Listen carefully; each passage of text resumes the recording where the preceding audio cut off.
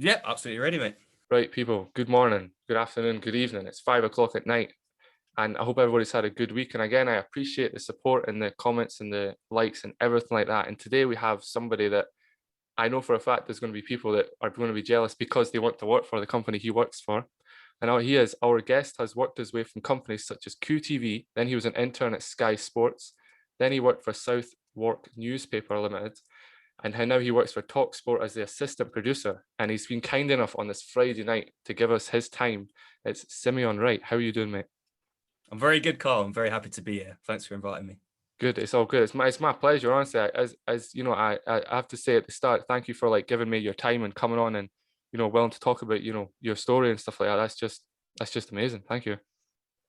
No problem at all, mate. No problem. I'm looking forward to getting into it. These are, it's strange times still. We've been saying that for a long time, but yeah, it's always, any conversation is always welcome for sure. Yeah. I think it helps us get through the day, and it helps us get like, because obviously, as you say, it's as everybody's saying, it's hard times just now. So these little conversations with people definitely help, like, process our day and process like what goes on and what we have to go through every single day. Yeah, I couldn't agree more. Couldn't agree more. But so being in media and a producer, I always have the same question. What made you want to be in media? What was the one thing? The one thing, was it something you done when you were younger, or was it just you just thought about it one day and be like, I really want to do that? I think personally, I mean, specifically, the only media I've really worked in is sport media. And if you kind of want to even narrow that down even more, it's mostly, let's be honest, it's mostly football I've kind of worked across or covered in like my quite short career. But like it's just growing up really, just being, I've always been a bit of a nerd when it comes to like football and stuff, like a bit of quite if I say so, like an encyclopedic knowledge of football. I'm a Tottenham fan, All and right, I can okay. pretty much remember I started supporting them when I was about 8, and I can pretty much remember. It's funny, it's kind of fading a little bit as I get older now. Like the recent times are quite becoming a bit blurry, but like I feel like my memory of football is like it's very vivid from when I was younger and I was like watching punditry on TV, listening to radio and just taking in media really. And it's kind of like, yeah, something that I've enjoyed sort of consuming for my whole life. I just thought, why not try and pursue it as a career really? Yeah. So what made you obviously the football is probably arguably one of the biggest things in the United Kingdom, like the biggest sport, arguably. Mm. But what made you want to be like get interested in talking about football and being on that side of stuff versus like rugby and golf and all these other sports? It's mostly, I mean, it's mostly come from my dad. I mean, my dad is a massive, well, not just my dad as well. Like my whole family, my granddad was a massive Crystal Palace fan. He used to take me to games. He sadly passed a few years ago. Oh, But sorry like, to hear that. no, it's okay. It's yeah, I used to go to Palace with him from age of 9 or 10, and then obviously my dad's a Tottenham fan, so like just yeah, in the family, it's just always been football really. But like I've tried to take more of an interest in other sports, especially like working in a place where like people are talking about whether it's rugby, like recently the Lions squad coming out and stuff like that, Mhm. and like kind of what you want to get involved in that sort of conversation. So yeah, it's mostly been football, but trying to diversify as I get older. Really. Yeah. Did you play football when you were younger, like for a team, or you were like, or on your? Because I think every young guy, certainly myself, played football on the weekends with your mates and stuff. Everybody kind of did that. But did you actually play for a team as such, or was it just like with your friends? Yeah, I mean a bit of both really. Like played in the same team as my friends. So like I would I think it was like seven, not seven aside, sorry, Sunday leagues, what I mean to say. Hmm. 11 aside, but like I would play football in the park with my friends pretty much, I mean a good 3 days a week and so, and then we would train on a Saturday and play on the Sunday really. And then yeah, so that's yeah, I played a lot of football when I was younger. What about yourself? You said you played uh sort of you've played football in your time and stuff. Yeah, it was mainly with one of the guys I used to know played for soccer sevens, and then he went to play for Glenoffice Strollers, and then he tried to play for the Scotland under. I think it was Scotland under 18s, but he ended up going in. Now then he did a degree in business. He never took it on or anything like that. So he went the complete wrong way. But we used to play like donkey and horse and stuff like that against the wall, and kicky ups and all just like all the casual stuff. But then we used to play against the older kids, but then they kind of grew up and disappeared from our village. So yeah, it was more of a casual thing. It was just a fun thing. I think like the reason we like football is like it's because you have to like work together to provide a team. It's a team, obviously it's a team sport. Obviously you get, the best of the best players, but at the end of the day, you still have to have that like connection with the team. And I think that's something that I always liked, is that even though, because sometimes we would mix with the older ones, but like even though that we would just introduce ourselves, and the next thing you know, you've made friends with people because you have a like something that's in common. You know what I mean? That was my reason for it, to be honest. Yeah, absolutely. Brilliant. What other, do you play any other sports, or did you play any other sports?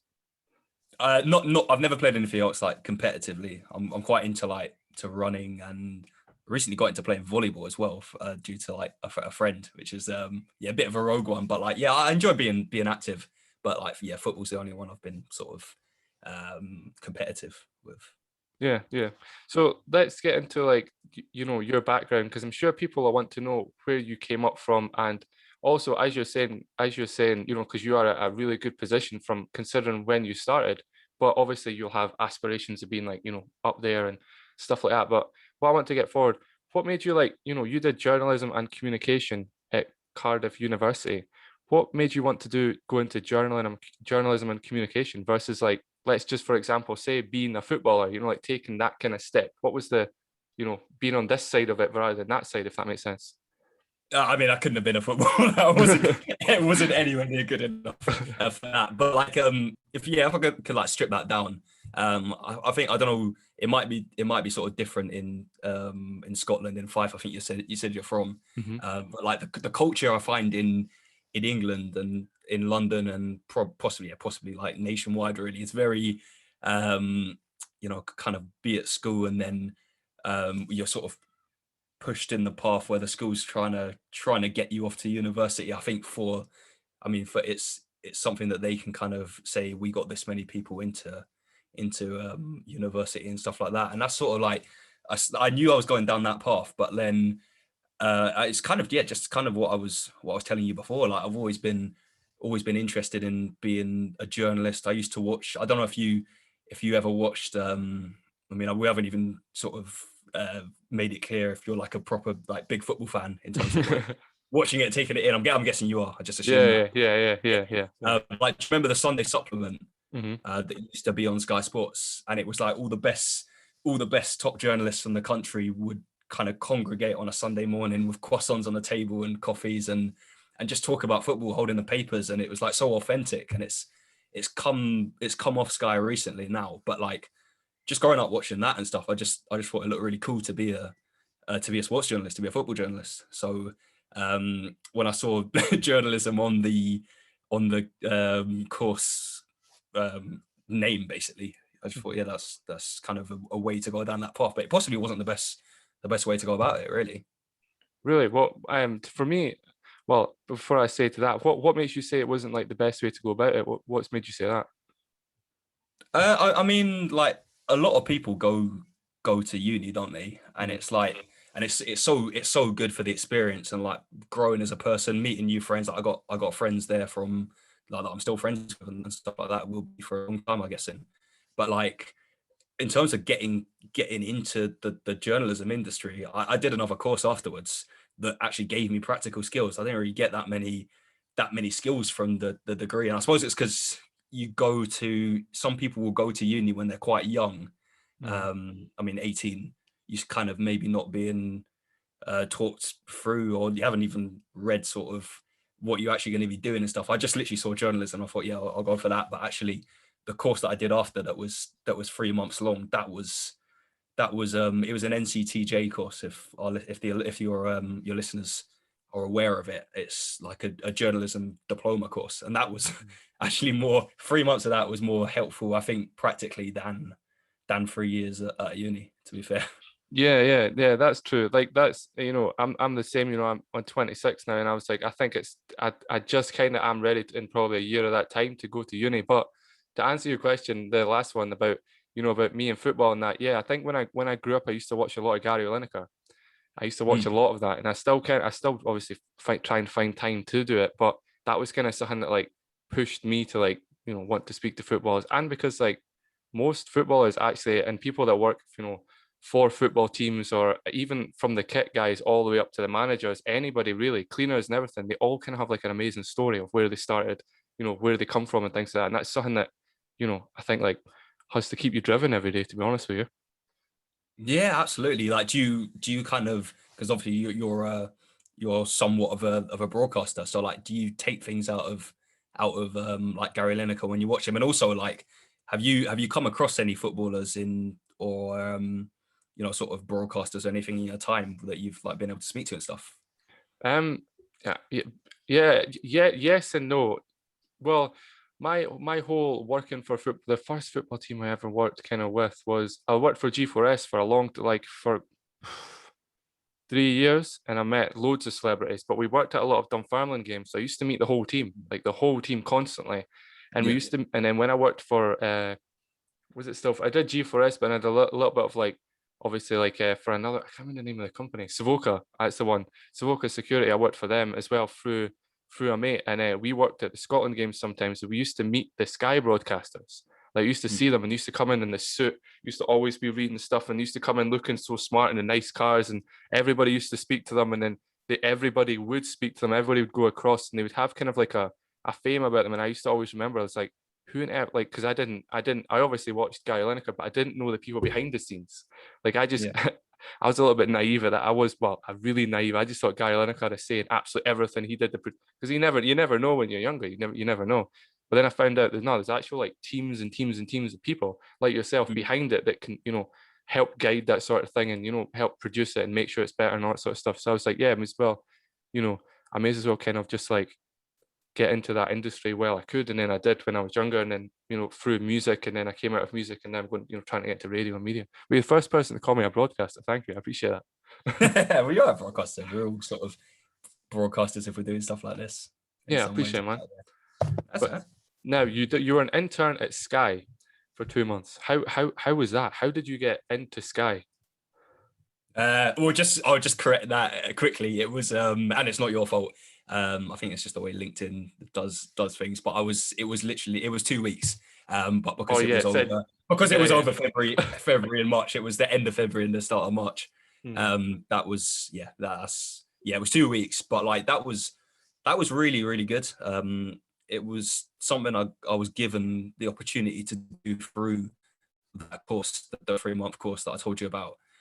They just, one of the tutors there just said, do you want us to try and get you a 2-week placement at Sky Sports? And obviously I said yeah. And a couple of months later I was there, sort of just getting taken around the different departments. So got to spend like a week sitting in the production meetings. The week before that was in the second week. The week before that was like working with a web team and stuff. And I wasn't really doing much, but it was kind of being in that environment where you've got people that you recognize from TV walking around you and speaking to you. And it was really daunting, I think. And I think now, like looking back, it was a bit it's a bit cringy almost, the way I was like, I don't think I was outwardly behaving like this, but inside, you'd be like, you'd have some, I won't name anyone, but like you'd have some pretty average ex-footballers walking around that I would be kind of like almost like internally bowing down to. And I was just like, and it was crazy, but it was good grounding, I think, for like an actual job, because there I was sort of just an observer, but now I'm actually expected to do a bit more and actually be kind of like involved and respected in some ways. It was good. Yeah, it was a great experience for 2 weeks. Brilliant. Yeah. That's LinkedIn. Yeah, I was waiting to say like I was waiting to say all my I was felt so I was like, but then I checked. I was like, yeah, that makes sense. It does say 2 months. But yeah, I That's think not your like fault. something that a lot of people won't realize that obviously you're not a jealous person, you're an envious person, because a lot of people would have seen the celebrities walking about, and obviously I don't know, but we'll not name them because that's respect in that, but they would have seen them walking about, and you would have obviously been in the room with quite obviously high up people and people that had worked. How did you manage to like not be like, oh my God, these guys are so much better than me, or oh my God, these guys know so much more than me? How did you manage to stay like driven to turn up every day, to like have like the drive to be like, I want to do this, instead of being like and kind of intimidated by like the figures you were around? How did you manage to do that? Yeah, it's interesting because like it was almost a case of like I'm there for, in some ways you're there for 2 weeks. So, and I was told before, I can't remember who told me, I think probably a few people just said make the most of it, because like you can't really do anything wrong. This is your first time doing anything like this. Just make the most of it. And I think in when I was like towards the end of the second week and going into those production meetings, I was thinking like I have got stuff to offer. Like I can, there's stuff that I know that they haven't said that I could possibly just pitch it, just throw it out to them, and if they don't take it, that's absolutely fine. Mm. It's a case of just putting yourself out there really. And yeah, I think I kind of piped up a couple of times in the meetings and just didn't really care if they went, oh, the intern is just do it, like these people will always do this and stuff. But I just thought, you know what, just why not? And it didn't get badly received the one or two times I did. So that was, it's a confidence boost when something like that happens, really. Yeah, exactly. And I mean, yeah, it's good you were like that, but also like you weren't afraid to speak up, because chances are the people that were in the room with you probably, as soon as you did speak up, would have been like, wow, he's not afraid to he's not going to sit back, maybe just write all this stuff down, and that he's actually going to like speak what he, be willing to speak. And you probably did get a lot of respect for that from everybody in that room, but they just Yeah, I tell you, necessarily might not have shown it. I tell you what, Kyle, I did stop short of, because on the last day in that placement, they take you to a Premier League press conference. Oh, And wow. I'm a Tottenham fan, so I obviously chose Tottenham, and it happened that our manager just left now, obviously, but it was the great Jose Mourinho. Mhm. So that was an incredible experience. But I just stopped short of sort of sticking my hand up in the press conference and firing a question that would get me banned from the industry forever. But yeah. That's good. Yeah, I think everybody I've spoken to always has that one incident that when they meet people that they nearly blow it, but then they're like, nah, I need to take that one step back. But then Yeah. you worked for Southwark newspaper as a news reporter, a sports news reporter. Sorry, how was that being in like your kind of first real sports reporting job? How did you feel about that? Were you a little bit intimidated, or were you like, I know exactly what I'm going to do here and all this type of thing? Well, I mean, like, once again, I hark back to the course again, and I'll just give like a shout out to one of my best mates, a guy called Frankie Christou. He's a reporter at the Sun. We studied together on that course. But the Southwark newspaper is, pronounced Southwark. Oh, Or right, my bad. Southwark. Yeah, no, it's okay. It's a South London borough, so Oh, right, you okay. wouldn't be expected. It's basically a local newspaper. And my friend who'd been doing stuff in various newspapers in Southeast London knew this guy at the sports editor of that newspaper, and he just said, Sim, I know this guy who needs someone to report at your local club, a club called Dulwich Hamlet, and it's a sixth division team, so it's like National League South. Yeah, And he just said, like, this guy needs people to like interview the manager and the players and write match reports. Do you want to do it? And yeah, it gets me, and it gets me into the games for free, and that was brilliant. That was brilliant experience, actually. Just sort of early on. It's just a shame really, because there's not been much National League football being played at all over the last year because of the virus. But when that's still available, when they are playing, I still go to those games and just sort of hone skills a little bit, really. Mm. Do you ever find like, before we get on to your next, your official current job, do you ever find like being a sports reporter, sometimes you see things and you're like, I could do a lot better job than that? What, as in like the players on the pitch? No, no, no, no. Well, maybe, but I was meaning like the reporting side. You think I could have done that and I could have done this and that, or you know? Yeah. So sorry. So you mean like if like the people who are at the games, or when I'm watching a game on TV, Yeah, or yeah, yeah. Well, just both in general. Like maybe when you are at a game, but then also when you're watching telly, you're like, I could do a better report than that. Do you ever have that type of feeling about it? You're always like, that self-confident type thing. Yeah, I mean, I'm not a massively hugely confident person. So always trying to like keep it in perspective and maybe think like, what would I have done, for Mm. example? Because I think that's all you can do really. And if what you find that you would have done is not as good as or you think like often you'll see someone and go, wow, I wish I'd thought of that, because they've taken that angle with a report or something like that. Or sometimes other times you might be frustrated and think, oh, that was obvious. Why haven't they gone that way? But it's just it's a good thing about journalism. I think like you can sort of go different ways and sort of interpret things differently. So Yeah, yeah, yeah. but possibly at times, yeah. Yeah, because I take it as well, when you do that sort of stuff, you will learn from them, because you, especially being like, if you're watching, people that are up there, you'd be like, you learn something and then you can take it back, process it yourself, and kind of create like a module for yourself to follow from every little thing, and build up, a huge portfolio. So when you do come out to do stuff like you do in your assistant producer job now for Talksport, you will be able to be like, you've built up like a skill, plus you've learned from all different types of people. Yeah, no, I totally agree. I totally But agree. how does it feel to, I mean, Talksport is huge. Like, it's not to like intimidate you when you go to work on Monday or anything like that, but Talksport is really big. How does it feel to work for like a company that's like, one of the biggest sports companies out there? How does it feel to have the kind of like privilege slash honor of working for a company like that?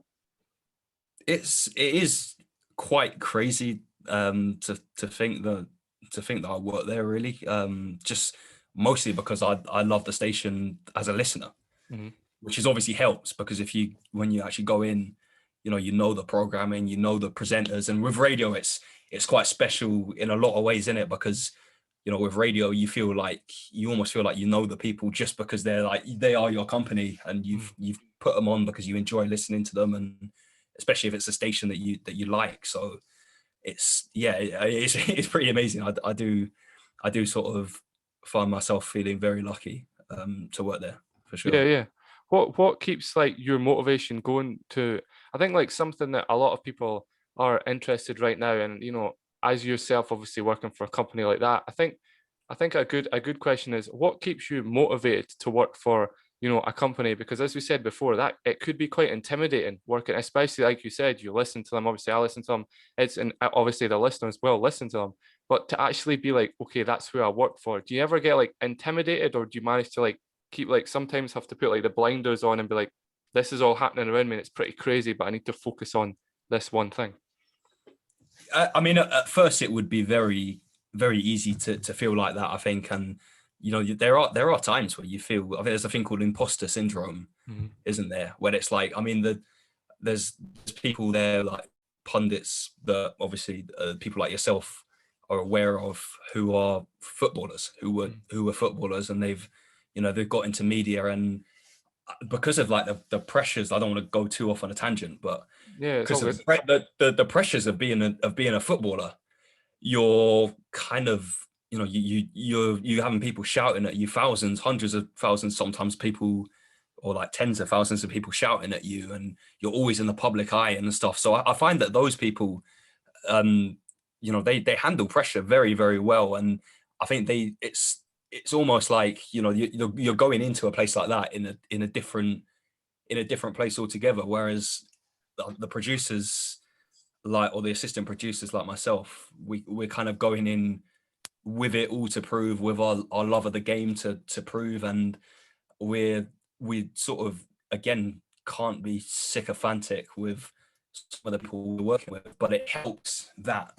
And I'll say it like on record, and I'll say it very openly. The people are so nice at Talksport, and Mm. they were so welcoming when I came in, and they still talk to me every day. We all talk to each other, and it's such a friendly environment. And that's all that just, yeah, helps no end, to just know that people there are so nice and open to speak to, really. Yeah, yeah. I mean, yeah, you've hit the nail on the head when it comes, especially when it comes to working at somewhere like that. And I guess everybody will feel they kind of like a privilege of getting to work there type thing, and an honor of turning up to work every day. So when they know, and they'll know how hard, they worked. And obviously in turn, that'll be like, we know how hard he's worked to be able to get to where he is, and all the Yeah. hours and stuff like that. Because like everybody, as you'll know, everybody has doubts when it comes to like things they do, and if wanting to be a career, because obviously you're a very career driven person, because to be a sports reporter, that's when obviously a top tier career type thing. So I think one thing that people will be curious about was, when you were growing up, who did you we'll say a I always say this, but a non-celebrity, so like friends or family or anything like that, but then also a celebrity, who were you saying were two necessarily people you looked up to? So a non-celebrity person that I looked up to. Yeah. Oh, that's a really interesting question. I'm struggling to think, let me try and think of the celebrity first. And I find it hard to because like sport is such a big part of, always been such a big part of my life, and like, I find it hard to like ever sort of, or I find it difficult sometimes to think past it really. But I could be funny with it and just say Louis Walsh. Just because I see these people like so sort of like smiling and happy on TV and stuff like that, and I just think like, they just look comfortable in the public eye and stuff, and it's just interesting to see really. But that's not my answer really. maybe I'll give you a proper answer by the end of the podcast. Yeah, it's all good. It's something that because like myself and that, and people I looked up to, and then everybody I speak to always has like necessarily a couple of people who they look up to, as in who they like. Not even necessarily, because there is a difference between like looking up to somebody and then aspiring to be like somebody. And obviously once you've kind of because you're like, for example, I go to the gym a lot, and obviously I aspire to look like, it'll never happen, but look like Dwayne Johnson. But that's not necessarily who I look up to. It's just different. Well, who knows? You haven't stood up yet. You might do. Well, you never know. I think I'll keep my hoodie on, because thanks to lockdown and the gyms were closed, I couldn't hit the gym. But I think like I think something that people will be interested about yourself as well, because obviously, do you live in? You don't have to tell us exactly where, obviously, but do you still live in London itself? Yeah. I still live in my family home. I still live with my parents. Oh wow. In East Dulwich, southeast London. Yeah. All right. Yeah. I roughly, I'm more of a, what's that place called? It's where oh god, it's completely left my mind now. It's where the Olympic Stadium and everything is. In like Fife. No. In London. Oh, okay. Oh, sorry. Yeah. What, are you based in London now? No. It's just like, that's one place I used to go as a child. I used to go to like Comic-Con and all these sort of things. But that's like one of my favorite places in London. It's completely left my brain tonight, to be honest with you. Stratford. Yeah, that's the one. Yeah, Stratford. Yeah, we used to go to a little hotel there. The nicest people I've ever met. And something that I realized when I go down there, and I try and go down a lot, obviously, because it's like, and I always stay like at the littler hotels, because it's better to sport those type of people, especially in London. And it's something I get very intimidated by, I have to say, and maybe it's because I don't live in a city, but it's the people. How do you deal with so many people every single day? Is it not a little bit intimidating dealing by like millions of people, seeing them type thing? Not so much. I don't find it. It was probably intimidating when we were all scared of our own shadows with the virus, and suddenly the trains become packed again, and you suddenly haven't seen crowds of people for a while. But like, no, I like to think I'm very much like a people person, or at least like to be around people. So yeah, it's just, but I think that's a cultural thing, isn't it? Like, people in London are used to the big crowds and stuff, and like, but where I live, it's not, there's not millions of people walking in the streets and stuff. It's it's a normal neighborhood really. Yeah. I think like something that to get back on the motivation side of things, and I think it's something that I love helping with people and that, but I think something that people will want to know about yourself as well is that how does like what keeps you going every day? Because there's been, obviously, people say like the kind of quote unquote cliche answers like money and all this sort of stuff, but that you can attain money by working at any job, but what keeps you motivated every day to be able to like constantly like get up and get working and stuff like that? What's like maybe like a couple of things that keep you motivated?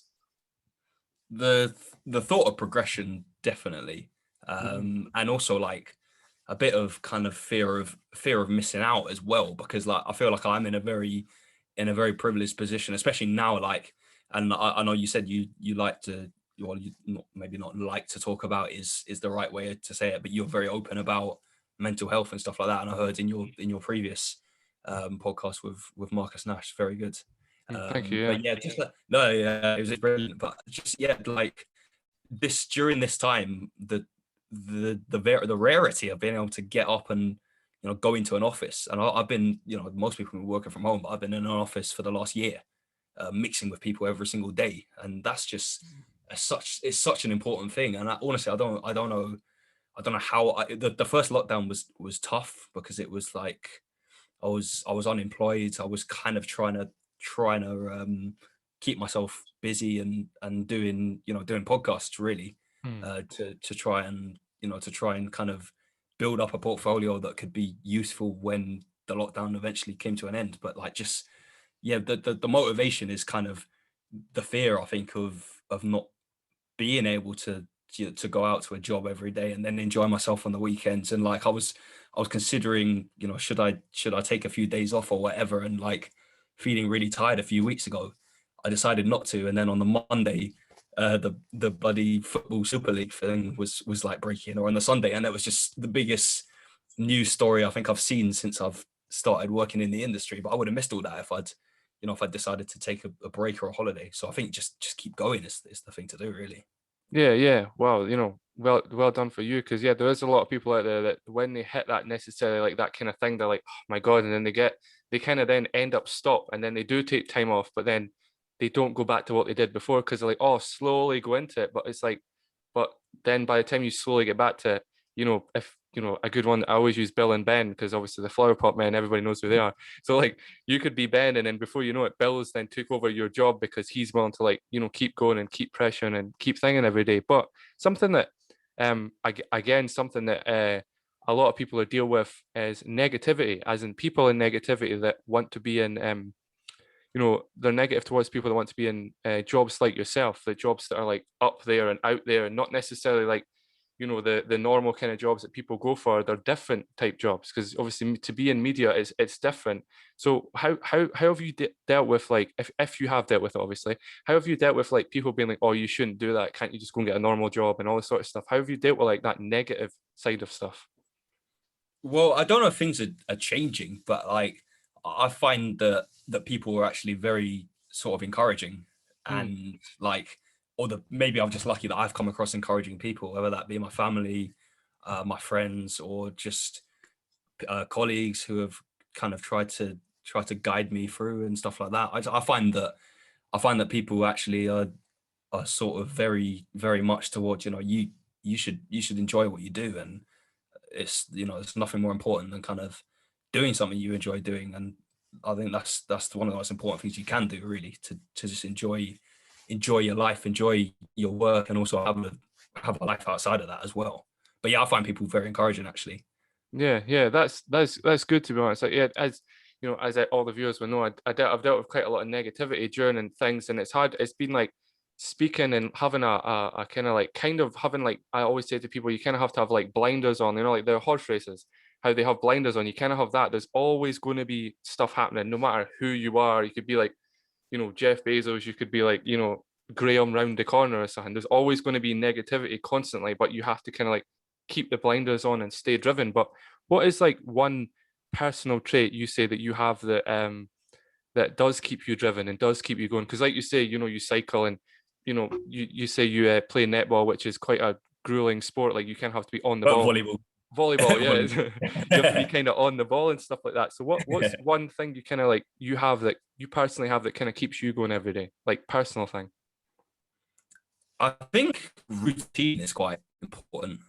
So like, and you touched on it there. Exercise is something that makes me feel good. I feel so much better after exercising. So I do that every day. I find a way to fit it in. It's normally quite easy to fit in, because of just being able to kind of be drilled into that, and just I think having a routine is very important. And obviously it's not always possible to do, because people might work at different times of the week, at different days of the week and stuff like that. People might I don't know, things can come up and at different times in your life, and you have to adjust yourself. But I think to For me, being knowing what helps me to perform my best, whether it's getting enough sleep or exercising or seeing enough of my friends or just putting myself out there really and talking to people and being sociable and stuff like that. It just helps no end really.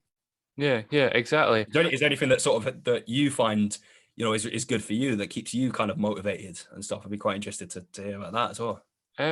Yeah, thank you for asking. To be honest, like there is a bunch of things. Like for example, is because like not to get like really like proper setting that, but it's because I know I've been at dark places before, and I know what kind of like, and I've managed to come out them myself, and knowing that like building up myself every single day, whether that being going to the gym, which I train all the time and I love it, and being able to put the headphones on, and I mean there's times when I'm in the gym and like I've people always laugh, but I've actually walked into people because I'm not watching anybody else in the gym. I'm there to work out. So I have like walked into people, I sat down on machines and someone's like, mate, I'm on that. And I'm like, oh, sorry, man, I didn't even see you there. And everybody's like, oh, you're being arrogant. But it's not. It's just like, I'm that like glued into what I want to do. But to be honest with you, it's the privilege for me personally, and I constantly say it, it's the privilege for getting to wake up every morning.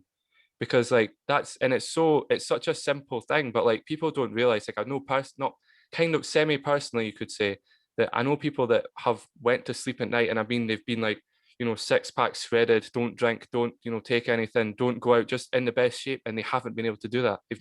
They've like passed away and things like that. And I think it's that it does come down to that kind of dark thing that because I woke up this morning, obviously I had the privilege of speaking to yourself, but then I woke up this morning. So I have to think, if I'm not performing every single day, like at maximum level, and I think like I'm wasting an opportunity to be here. Because again, you're one in 400 million chance of being here. So like you kind of have, if you wake up every morning, you kind of have like the honor of getting to be the best you and like be the best you can be every single day, to be perfectly honest with you.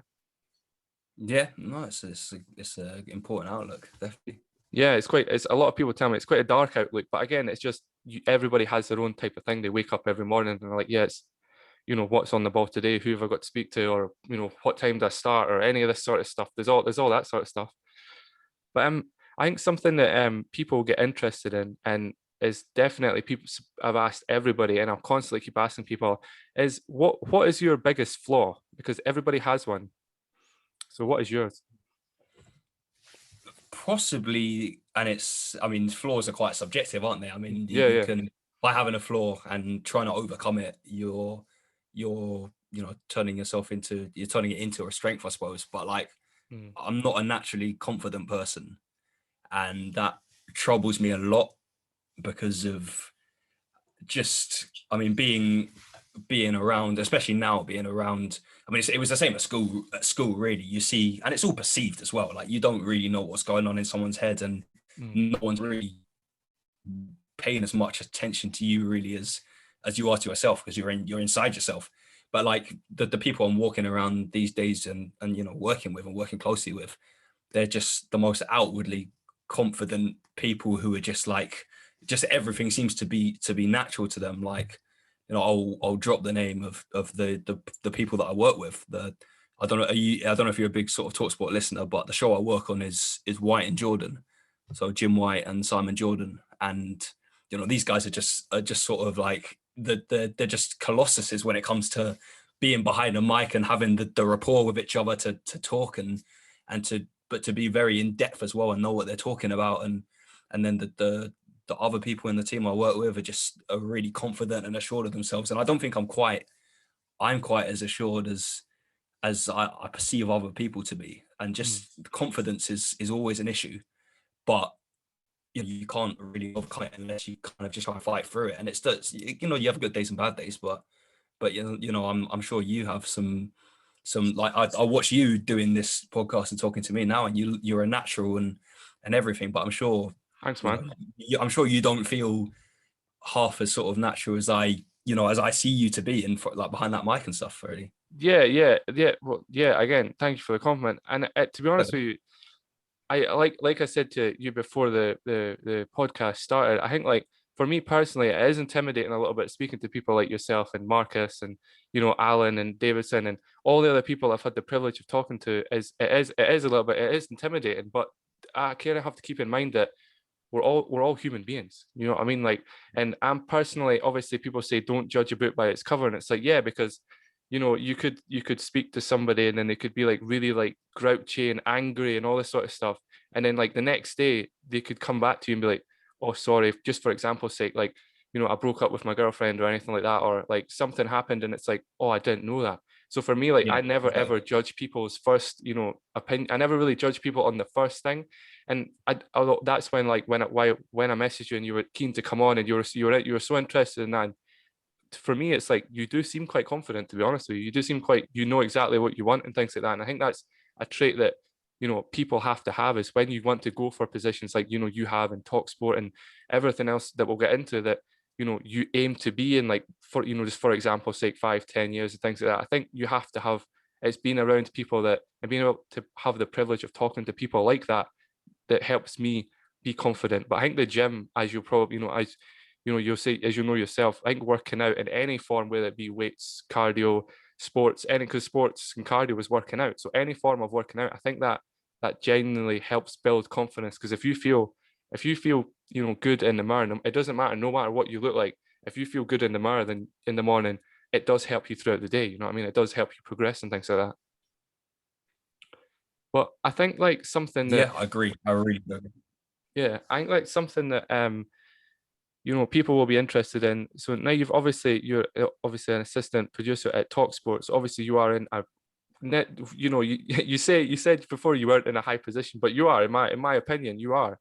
So like, where do you see yourself for, I won't say 5 years, because 5 years, that's very like cliche type thing. Where would you say see yourself, and say, for example, in your career wise, obviously you don't have to talk about personal life, but in your career wise, where do you see yourself in 10 years, for example? Or where do you want to be is a better one. Yeah, I mean, it's interesting.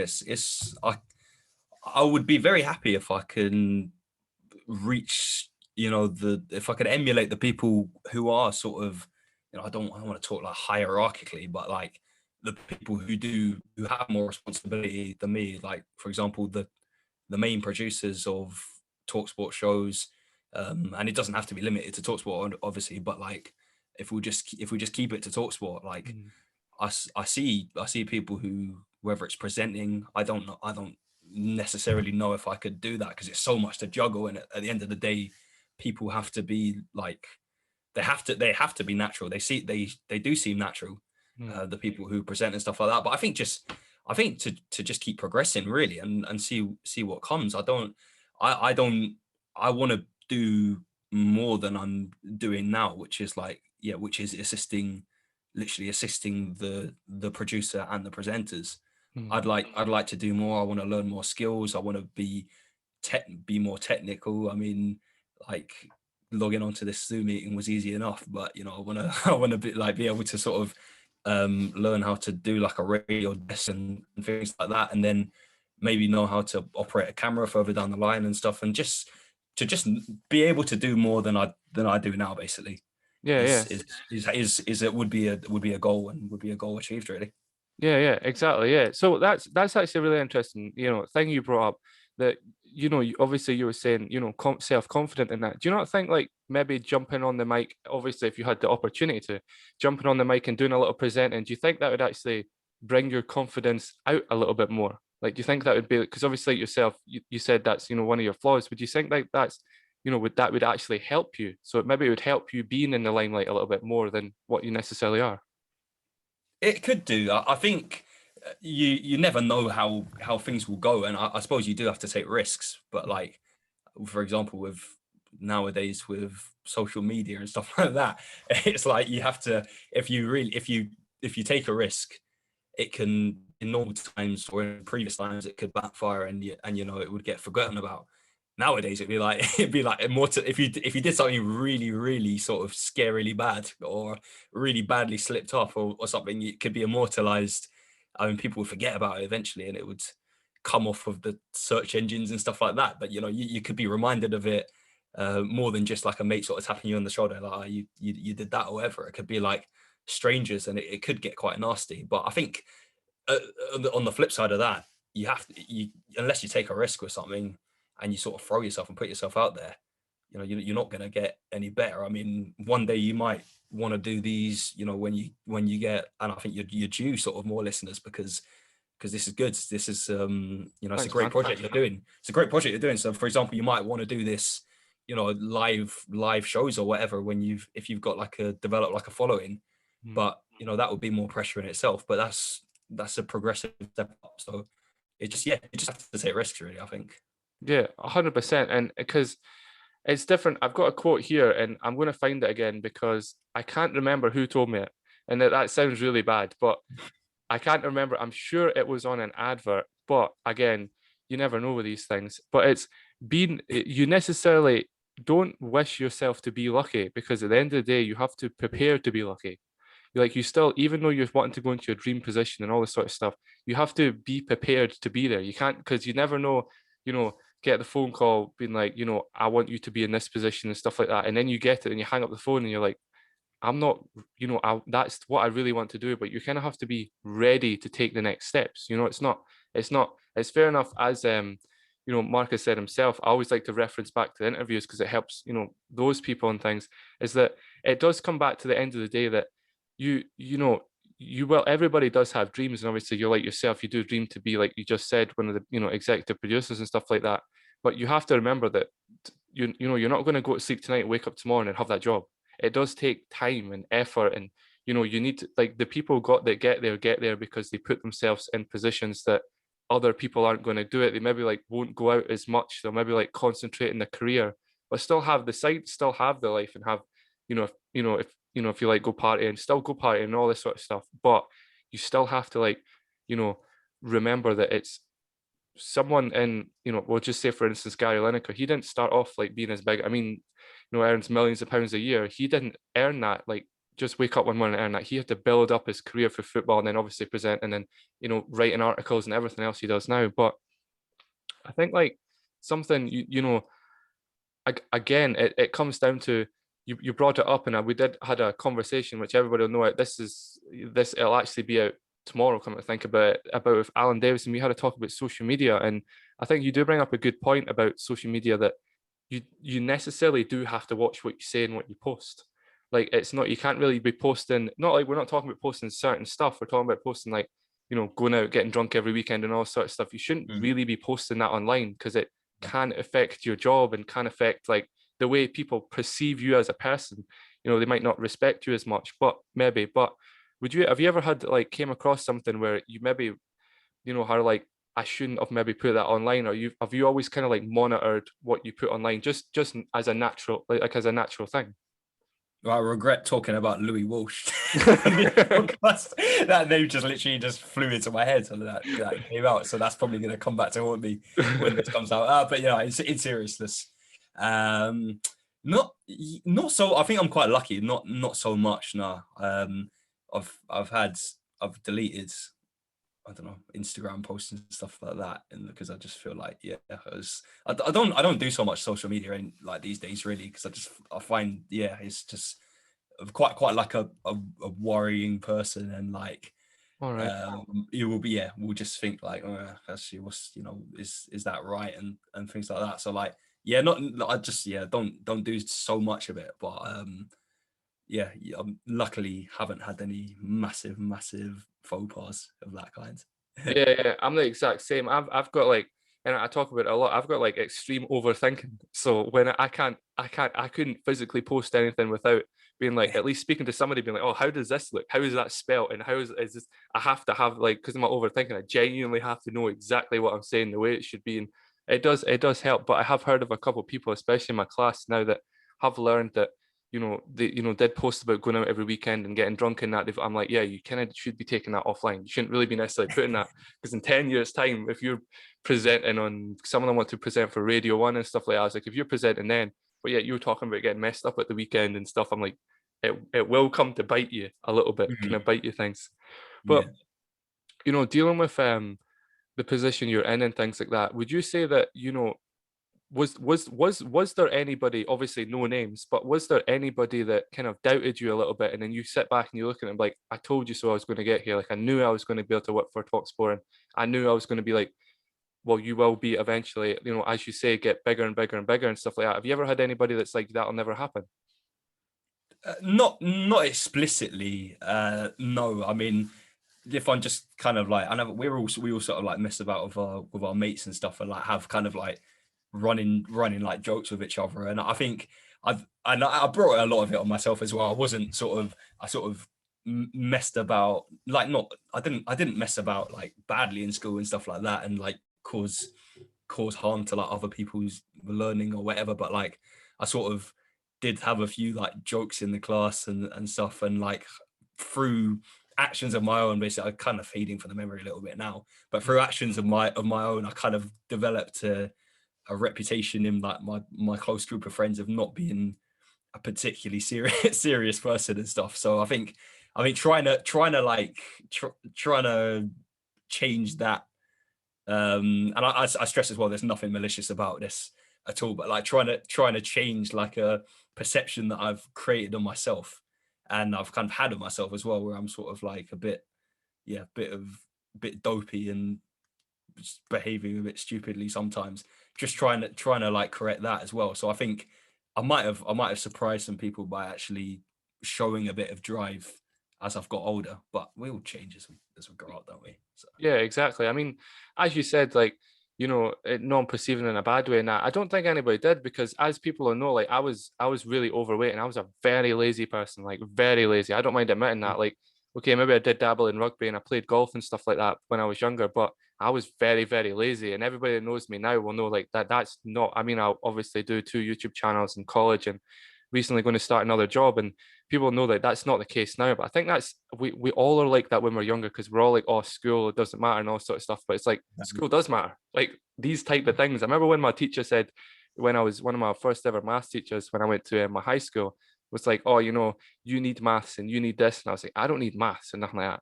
And then it came to recently in that, and I was doing times tables for something that's coming out on another channel. And I was like, I actually should have really paid attention. Like, it's these little things you're like, yeah, when the teachers tell you this stuff, it's like, this will come in handy. You're like, nah, it won't. And then it does come in handy. You're like, damn, like, I wish I'd done that. But is there anything, like, for example's sake, is there anything you wish you could tell like the younger Simeon that was like, or Sai as you called yourself, that you know, you wish you could tell him and be like, yeah, you should, like, maybe even like any information, not necessarily, we're not talking about like the lottery numbers or nothing like that, or, you know, inventing Apple, but we're just like any, like, maybe information that you know now that you could put in yourself when you were younger. Is there anything you wish you could have said? oh, it's difficult. I'm really bad at asking these answering these on the spot questions. Oh, I think. Uh, I mean, I suppose I wish I'd been more kind of out there, and I keep going back to like school, but I suppose it wasn't that long ago, really, if you think about it. I'm 23 now, so it's, yeah, not going back that far. But I wish I'd been more sort of out there as like a teenager. I was quite sort of I knew what I was like. I had my group of friends. We all played football and stuff. We didn't really go out and party and stuff like that really that much. And I wish I had it in some ways, because it meant that when I did become a young adult, I would drink and get drunk stupidly. Just because I was maybe like a year or 18 months behind other people in terms of that sort of thing. But yeah, nothing. I don't think nothing like particularly bad, no, that or anything that I would. I'm quite happy with the way things have turned out in a lot of ways. Yeah, I think that's a good trait to have, to be honest. I mean, we all always have like, kind of like, things where like, oh, I wish I shouldn't have said that, or I wish I shouldn't have done this. You know, like when you're around your, because, well, as you say, you're 3 years younger than me, and when we were younger, there was no such thing as a smartphone or Zoom calls or any of this. Like, this wasn't a thing. Like, we used to have the old Nokia brick phones. You know what I mean? So like, when you used to speak to your mates and that, there is obviously, we've all done things in that, but I guess, like, you know, being kind of level headed like you are. I mean, you're very like humble person. I guess like being like that obviously when you're younger as well. I guess that does help. You know what I mean? Yeah, I mean, is there yeah, definitely. Is there anything, Kyle, you would tell the old Kyle, or tell the Kyle of 5 years ago, or 10, or whatever time frame, really? Um, I actually have a semi plug for my other channel here, but I actually have Go for it. a kind of a little documentary thing coming out in the next 3 months, maybe something like that, that will explain a lot and will stuff that I wish it didn't say. I definitely did, you know, that had happened to me when I was younger that definitely influenced the way I am now. But to be Sure. honest with you, I think like I don't have a lot of patience, and that's my biggest flaw. Like I genuinely don't. Like I'm very like that's why as soon as for an example, we'll just talk about yourself here. For as soon as I matched with you, the message got sent straight away. I was like, I have to get that, and I want to secure him because I don't want to lose the chance of not being able to have you on, for a couple of weeks or anything like that. I want to like secure it. So Sure. the biggest thing I have to even learn then is when I was younger, I had no patience. So like I have to really tell myself, it's like, yes, life takes, there's more than 10 years in life. Like you're going to hit 20, you're going to hit 30, 40, 50. But when I was younger, I was like, oh, but look at all these guys that have this and have that. It's like, yeah, but patience. I think that's what keeps me driven every day, is because my patience is obviously a lot better now. I'm older, but when I was younger, I wish I could have told myself like patience. Just take a step back rather than run at 1,000,000 miles an hour. Run at 100,000 miles an hour. Just kind of like still run really fast, but keep that kind of progression going, but keep it a little bit slower and studying more. But I wish my biggest thing, and I think about it a lot, to be honest with you, is I wish I stayed in school. Like I wish I learned a lot more in school, to be honest. And that's one of, not trying to make myself sound like I was boring. I had wild weekends, but it's true. It's I think like that's, as you said yourself, school is important, and I think that's something that I definitely wish I'd learned, is that yeah, school helps, like hands down. Like it does set you up for later in life. But would I have been in the positions I am now if I had corrected myself and things like that? I don't think so. So there's things I would tell myself, but I'd probably tell him, probably high five myself, to be honest with you. But because Hmm. you never know, if you'd change steps when you were younger, where would you be now? Exactly. Would I not have hit the gym? Would I not have, lost the weight? Would I not have, developed these relationships and friendships with like, people that I know, businessmen, and people that do entrepreneurs and all sort of stuff? I wouldn't have necessarily met them, because they would have Yeah. been like, he doesn't operate like normal people. If you operate like a normal person, you're not going to get to be able to unnormal positions, like for exactly yourself, is like being a producer, being an assistant producer, being an artist, a presenter, and all these sort of things. You don't get to be like that being a normal person. You have to have that passion to be driven at like 1,000,000 miles an hour, to be honest with you. Yeah. Exactly. Exactly. I just got such a fright there, not to interrupt anything, but one of my cats was just sitting on my foot and I had no idea it was even there. It jumped out my skin. But yeah, I think that you know, something that people will be wondering is that, you said about the social media, you're not much of a social media guy. Does that mean you don't use social media, or is that just mean you don't use it like the normal person, like all the day, to like pictures or retweet stuff? Is that, or do you just not necessarily use it a lot? I definitely use it to like source content and stuff like that, and to, I mean, for example, I mean, at work, I use it to know what the main journalists are saying and what news has been reported and stuff like that. So I'll use Twitter, I'll use TweetDeck, which is obviously which is like part of Twitter, Mm. and stuff like that. I need to get better at sort of, because it does come down to laziness at times, maybe, or just kind of you become comfortable and you feel like you should be doing a little bit more. And I think I need to get better, because it is a skill, knowing how to use social media properly, put yourself out there Mm. with it, and to if you have stuff worthy to say, and knowing how to get, I don't know how to get followers and stuff like that. And I just thought, yeah, I'm not very savvy with it, but I use it as a tool to to know what's going on with other people and stuff like that. And it's very good for keeping in communication, obviously. And Mm. it's a great tool. It gets used sometimes for the wrong things, but it also gets used for a lot of good. Yeah, So yeah. yeah, I mean, how this social media will be essential for you getting this podcast listened to, and for getting your series and your other projects engagement. Really, it's the way to go about it. Really, getting publicity these days. Yeah, yeah, yeah. Exactly. You're exactly right. And I think like something I preach to people and something that I learned the hard way, unfortunately, through like bullying and stuff like that, but is that you have to realize that not in any of the channels, just younger me, you have to Mm. realize that okay, the social media is out there and you use it for the right reasons, as in the sense of, like you're saying, following your favorite people, listening to what they're saying, keeping an eye on what they're doing. For me, obviously, it's researching and things like that. You have to remember that if you use it for the right reasons, it's very, very handy.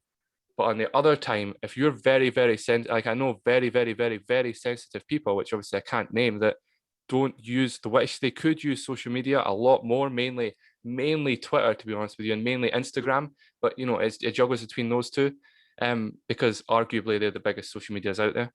But they struggle with like the negativity side of stuff, like reading the negative news and the negative about their lives and the negative things. So how do you, when you're on, for example's sake, when you're on Twitter, or how do you deal with like the negative side of stuff? Maybe like someone saying, arguing against you or something like that, for like, maybe just for example's sake, it was a Tottenham fan, you said, weren't you? Yeah.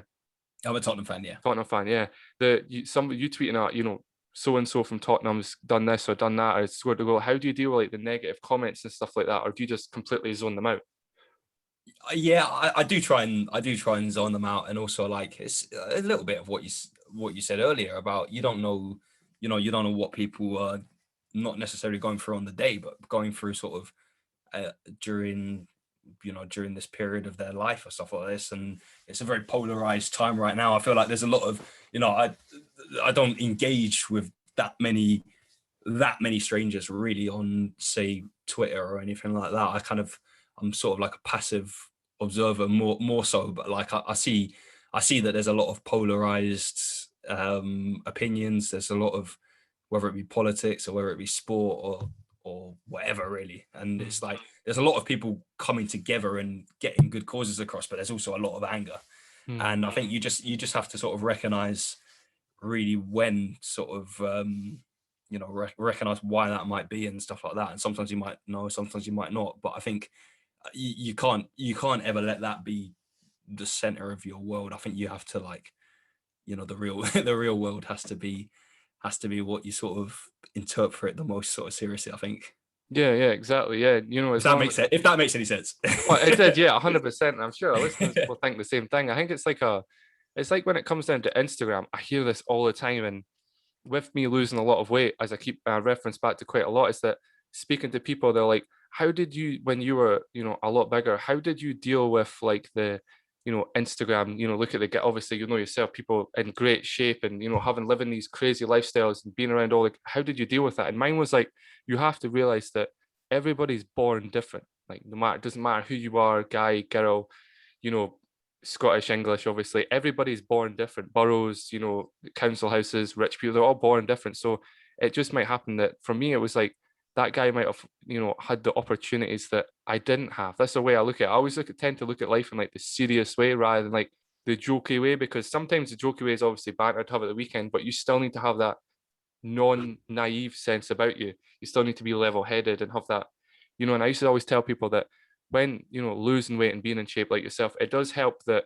it does help knowing that that there is a difference. You can change it. Like Yeah. being out of shape and being that, you can change it, and you can look like these people, and you can, arguably you should be confident, or you should have that aim about yourself to try and be confident where you you can look better than them. Like that's the way, something that, and you can be bigger and more popular and stuff. I think it's a bit driven, but yeah, social media is a weird one, to be honest with you. It's Yeah, if you definitely. don't mind me asking, like, Kyle, like, it's like, where you're 26, so Mhm. what age would you say you were not necessarily overweight, but like what age were you not happy with, the way you physically looked? No, it's probably a good question. It's actually online. It's Kyle Mercer, weight loss, Fife, Scotland. Just to send a Right. plug out to myself there. Sure. Yeah, I'll have a look. Yeah, yeah, exactly. The 18 probably, I was really overweight. I was 24 and a half stone and I lost 11 and a half, arguably 12, but the sun and Right. all that wrote it as 11 and a half, so I'll just stick with that. 11 and a half stone in 16 months. So I was one of the people that just wasn't happy where I was. I was doing, you know, just doing stuff I just wasn't happy with, and just being I wasn't happy with me as a person. So I knew that, but I had the initiative to change, and I did change. And you know, I don't drink anymore or nothing like that, because I just kind of argue. I just stopped because I was like, this is kind of like wasting my time and wasting my money and my valuableness, and I can't. I tend to only. I kind of learned that when as in growing up is that you need to kind of like learn from everything you do. Like obviously there's, you know, people say there's experiences and negative experiences, but yeah, you learn from negative experiences not to do that again. Like it's a wasted experience in my thing. So like yeah, 18 to be honest was like the age I was like, I really need to like kind of change who I am, get rid of a lot of people, which is unfortunate obviously, but it's sometimes it's what you have to do to be able to get to the positions you want to be in, you know what I mean? 100%, 100%. But yeah, I think that, you know, I have to say that, you know, I have to again thank you for coming on. You know what I mean? It means a lot. Again, you gave our time. It is a Friday night, and it is, well, at least in Scotland, it's an all right night. It was hailstones, but it seems to have stopped. But Great Scots summer. oh yeah, 100%. Yeah, rain constantly, but it's still like 25 degrees. It's crazy. But is there anything you want to say in motivation wise to just before we go to somebody that might want to work in a position like yourself, or that might be on the road to doing something like yourself, maybe in one of the courses you've done, or anything really? Is there anything you would tell, you know, a younger person? We'll say like, you know, we'll say that's just coming out of school that would want to be in your position. Is there anything you'd be like, yeah, go and do that, or like influence them maybe, or anything like that? I suppose take up every opportunity you're given, Mm, because it's, you know, it's easy, or it can be easy maybe to think, I don't know, an opportunity might come up another time and I might be more ready for it next time it comes up, or just for whatever reason you might sort of hold yourself back. But I would say, just, you know, if you want something, you might not know what you want, and you know your listeners could be 14, they could be 16, they could be 30, and they might still not know, you know, what exactly they want. And I think once you're sure that you really want to do a certain thing, just don't. Like I said before, no one's really told me that I can't do anything, which is mm, quite lucky, because I think a lot of people do get told that, and maybe it fires them up more, maybe it knocks them down. But I think take your opportunities when you get them.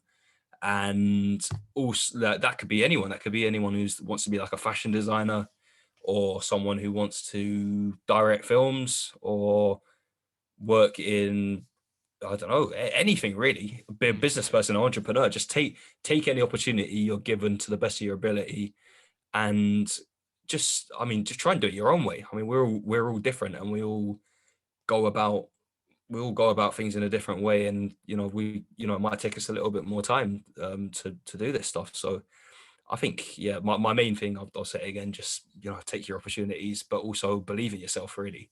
It's all Mm. very cliched, but that's maybe they're cliche for a reason, who knows. Yeah, yeah, exactly. No, I'm not gonna lie. Everybody that I've spoken to says the exact same thing. Like, take every opportunity, and I'm sure all the listeners will know that as well. And in every interview and every conversation, as I like to say, is that everybody does say that. It's like the littlest, strangest, weirdest opportunities usually lead to like the biggest changes in your Yeah. life. The first Talksport shift I ever did, I got up at 3 a.m. in the morning. I mean, Wow. who the hell gets up at 3 in the morning? Like, a lot of people, like people who work on the Talksport breakfast show, or people who work on any radio station Mm, breakfast show, BBC breakfast, just BBC One, BBC News breakfast. You know, they get up at crazy times, but like for me, that's, you know, that's not ideal. But you know, it got me through the door, and that was the opportunity that was given to me. You know, I wasn't in a position to haggle and go, you know what, I'd prefer maybe, you know, if I'm getting up at 7 maybe. And even now I'm getting up at 5:15 in the morning, I'm still want to cry every time my alarm goes off. But once I'm out of the bed, and, you know, downstairs making my breakfast and catching up on the sports news or whatever, I know that that's, you know, what I want to be doing for that day. So that's good as well. Just, things might not be ideal, but just, you know, roll with it, really. yeah, yeah. I think a lot of younger people need to hear that, and as soon as they hear it from somebody like yourself, because obviously there is a lot of obviously there's a lot of listeners to Talksport, and there's a lot of listeners to that necessarily will want to be involved in the industry, but it does come down to the simple thing. Like, once you've made your bed in the morning, usually that's like the first step to being successful. It is literally little things like that. You know what I mean? Exactly, exactly. But yeah, I have to again, you know, thank you for coming on. I really appreciate your time. Thanks so much for inviting me, Carl. It's all good, man. Anytime, and definitely, you know, as you get up in the positions and everything, I'd love to have you back on and hear like what did you use from this to maybe like from that position to maybe go to this position and things like that. I'd love to. Yeah, I'd love to do that. that'd be brilliant. That's motivation in itself. So that's very helpful. Thank you so Yeah, much, yeah. Carl. Have you got any social medias that you would like to plug, or would you like to keep them a little bit personal? I'm all pretty much all of I'm on Twitter, I'm on Instagram. As I said, I don't use them so much, but I'm always Sim, so SIM, RJ is my middle name, Ruben John, and Wright is my surname. So it's Sim RJ Wright with the W. But yeah, there's not a great deal to see. But if anyone is interested, yeah, that's how you find me. Yeah, don't worry, guys. As always, everything that all social medias are always in the bio, in a little bio, but everything will be in the bio.